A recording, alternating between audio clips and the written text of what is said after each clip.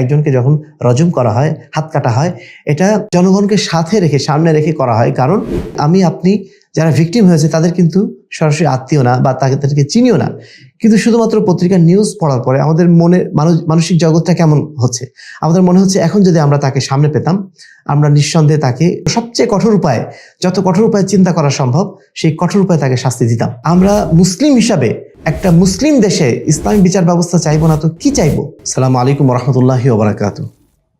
বিসমিল্লাহ, আলহামদুলিল্লাহ, ওয়াসসালাতু ওয়াসসালামু আলা রাসূলিল্লাহ ওয়া আলা আলিহি ওয়া সাহবিহি ওয়া মান ওয়ালা। এত দুঃখজনক ঘটনা আমাদের চোখের সামনে ঘটে যাচ্ছে।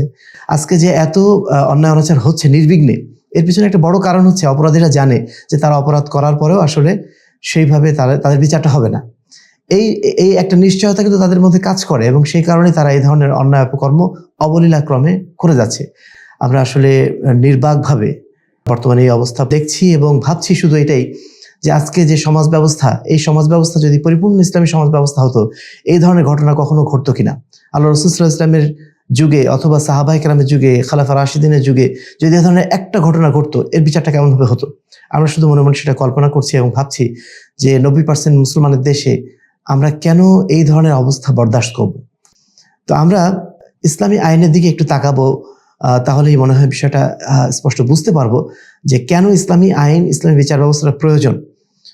আল্লাহ রাব্বুল আলামিন সূরা মায়েদার 33 নম্বর আয়াতে বলছেন, ইন্নামা জাযাউল লাযিনা ইউহারিবুনা আল্লাহ ওয়া রাসূলাহু ওয়া ইয়াসআউনা ফিল আরদি ফাসাদান আইয়ুকাত্তালু আও ইউসাল্লাবু আও তুকাত্তা আইদিয়াহুম ওয়া আরজুলুহুম মিন খিলাফিন আও ইউনফাউ মিনাল আরদি। আল্লাহ বলছেন যে যারা আল্লাহ এবং তার রাসূলের বিরুদ্ধে যুদ্ধ করে এবং দুনিয়াতে ফাসাদ বিপর্যয় সৃষ্টি করে বেড়ায়, তাদের শাস্তি হলো, 4টা শাস্তির কথা বলা হয়েছে। তাদেরকে হত্যা করা হবে, অথবা তাদেরকে শুলে চড়ানো হবে, অথবা বিপরীত দিক থেকে তার হাত পা কেটে ফেলা হবে, অথবা দেশ থেকে তাকে নির্বাসিত করা হবে। এই 4টা শাস্তির কথা বলা হয়েছে। একজন ব্যক্তি যে সমাজে ফাসাদ সৃষ্টি করে বা ধর্ষণের মতো এই ধরনের অপরাধ করে, অথবা সামাজিকভাবে এমন একটা অন্যায় কাজ করে বসে, শুধুমাত্র সাধারণ হত্যা না, যে হত্যাযজ্ঞের মাধ্যম দিয়ে সারা দেশের মধ্যে বা সমাজের মধ্যে সে প্যানিক ছড়াতে চায়, একটা আতঙ্ক ছড়াতে চায়, এই ধরনের অপরাধ যারা করবে, সমাজে ফাসাদ যারা সৃষ্টি করবে, তাদের জন্য আল্লাহ রাব্বুল আলামিন 4টা শাস্তির কথা বলেছেন। একজন ইসলামী আদালতের বিচারক তারা এই 4টা শাস্তি তাদেরকে দিতে পারেন। এর পিছনে আরো একটা দলিল উল্লেখ করা যায়। আলকামা ইবনে ওয়াইল রাদিয়াল্লাহু তাআলা আনহু তার পিতা থেকে বর্ণনা করছেন যে রাসূলুল্লাহ সাল্লাল্লাহু আলাইহি ওয়াসাল্লামের যুগে একজন মহিলা সালাতের উদ্দেশ্যে বের হলেন এবং একজন ব্যক্তি তার উপর জোরপূর্বক আক্রমণ চালালো এবং ধর্ষণের মতো একটা অপরাধ করলো। মহিলাটি চিৎকার করলে একজন ব্যক্তি এগিয়ে আসলো এবং মহিলা তাকে ইশারা করে অপরাধীর দিকে দেখিয়ে দিল যে এই ব্যক্তি অপরাধটা করেছে। লোকটাকে ধরে নিয়ে আসলো আল্লাহ রাসূলের কাছে। রাসূলের কাছে আসার পরে সেই মহিলা নিশ্চিত করলো যে না, এই লোকটাই আমার উপর অপরাধটা করেছে। তখন আল্লাহ নবী সাল্লাল্লাহু আলাইহি ওয়াসাল্লাম তাৎক্ষণিকভাবে তাকে রজমের নির্দেশ দিলেন। হাদিসটি সুনান তিরমিজিতে বর্ণিত হয়েছে 1453 নম্বর হাদিস এবং আবু দাউদেও বর্ণিত হয়েছে 4379 নম্বর হাদিস। সম্মানিত দর্শক মণ্ডলী, ইসলামী আদালতে কেমন শাস্তি হতে পারে তার 2টো নজির আমরা দেখালাম। এখানে অনেকে বলেন যে ইসলামের শাস্তি অত্যন্ত কঠোর হওয়াটা কেন প্রয়োজন? আপনি শুধু আজকে চিন্তা করুন, আপনি যারা ভিকটিম হয়েছে তাদের কিন্তু সরাসরি আত্মীয় না বা তাদেরকে চিনিও না, কিন্তু শুধুমাত্র পত্রিকার নিউজ পড়ার পরে আমাদের মনে মানসিক জগৎটা কেমন হচ্ছে, আমাদের মনে হচ্ছে এখন যদি আমরা তাকে সামনে পেতাম, আমরা নিঃসন্দেহে তাকে সবচেয়ে কঠোর উপায়ে, যত কঠোর উপায়ে চিন্তা করা সম্ভব সেই কঠোর উপায়ে তাকে শাস্তি দিতাম।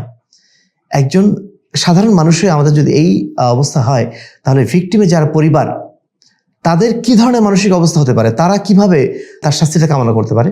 ইসলাম কিন্তু এই মানসিক জায়গাটা দেখে এবং ভিকটিম যার উপর অপরাধ করা হয়েছে তার অবস্থানটা লক্ষ্য করেই কিন্তু ইসলামের শাস্তির বিধানটা করা হয়েছে। ইসলামের শাস্তির যে 2টা রূপকে বিশেষভাবে মানুষ কঠোরভাবে দেখে, সেটা হচ্ছে চুরি করার শাস্তি হচ্ছে হাত কেটে দেওয়া, আর আরেকটা শাস্তি হচ্ছে রজম মানে একজন ব্যক্তিকে কোমর পর্যন্ত মাটিতে পুঁতে রেখে মাথার উপরে পাথর নিক্ষেপের মাধ্যম দিয়ে হত্যা করা। এটা করা হয় কখন? যখন একজন ব্যক্তি বিবাহিত অবস্থায় কারোর সাথে ব্যভিচার করে বা এই ধরনের অন্যায় আচরণটা করে, তখন তাকে এই শাস্তিটা দেওয়া হয়। শুধু একটু চিন্তা করে দেখুন, এই 2টো শাস্তি, যাকে একবার হাত কেটে দেওয়া হবে সর্বসম্মুখে, জনসম্মুখে, যখন একটা চোরের হাত কেটে দেওয়া হবে, ওই এলাকায় যারা চোর আছে তাদেরকে আর দ্বিতীয়বার কোনো এই চিন্তা মাথায় আসবে যে সে চুরি করবে? অথবা রজমের কথায়, যে ব্যক্তি একবার ব্যভিচার করে এই ধরনের শাস্তির শিকার হয়েছে, জনসম্মুখে যখন এই ঘটনা ঘটবে, মানুষ যখন দেখবে যে এরকম শাস্তি দেওয়া হয়, দ্বিতীয়বার এই ঘটনা ঘটানোটা তার জন্য অত্যন্ত কঠিন হয়ে যাবে। অর্থাৎ সমাজে যারা পটেনশিয়াল অপরাধী, তাদের কিন্তু অপরাধটা নির্মূল করা এভাবে সম্ভব। আমি আপনি চাইলেই একজন অপরাধীকে অপরাধ থেকে বিরত রাখতে পারবো না, কিন্তু তাকে ভয় সৃষ্টি করার মাধ্যম দিয়ে তাকে সম্ভাব্য যে কোনো অপরাধ থেকে বিরত রাখতে পারি।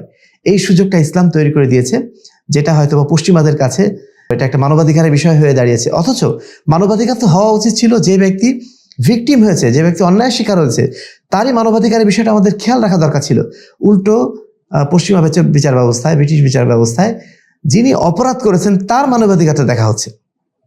অর্থাৎ অপরাধীকে যদি আমি এই সুযোগটা দেই, তার মানবাধিকার নিয়ে চিন্তা করি, তাহলে অপরাধী তো অপরাধ করতে আরো প্রশ্রয় পাবে, আরো সে সুযোগটা নেওয়ার চেষ্টা করবে। ইসলাম কখনোই এ ধরনের অযৌক্তিক একটা চিন্তাধারা বিশ্বাসী নয়। ইসলাম সামাজিক বাস্তবতা বোঝে, যেহেতু এটা আল্লাহর আইন, আল্লাহ রাব্বুল আলামিন মানুষের মানসিকতা বোঝেন। অপরাধীর বিচারের ক্ষেত্রে সবচেয়ে উত্তম বিচার কোনটা হতে পারে, এটা আল্লাহ রাব্বুল আলামিনের পক্ষেই নির্ধারণ করা সম্ভব।